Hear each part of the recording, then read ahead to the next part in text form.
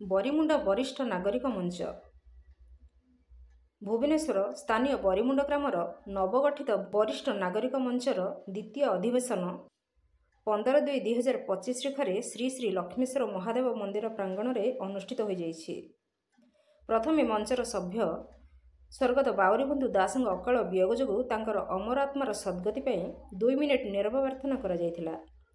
ତାପରେ ମଞ୍ଚର ନିଷ୍ପତ୍ତି ଅନୁସାରେ କର୍ମକର୍ତ୍ତା ନିର୍ବାଚନ କରାଯାଇଥିଲା।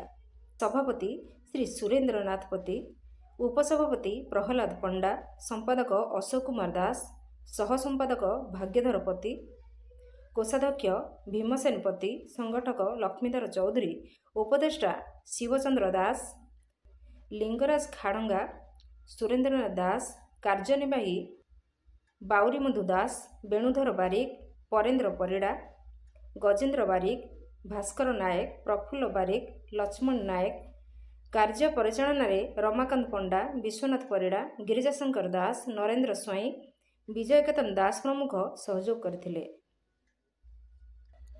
ଭୁବନେଶ୍ୱରରୁ ସଂଗ୍ରାମ କିଶୋର ଦାସଙ୍କ ରିପୋର୍ଟ, ନାଗରାଜ ନ୍ୟୁଜ୍।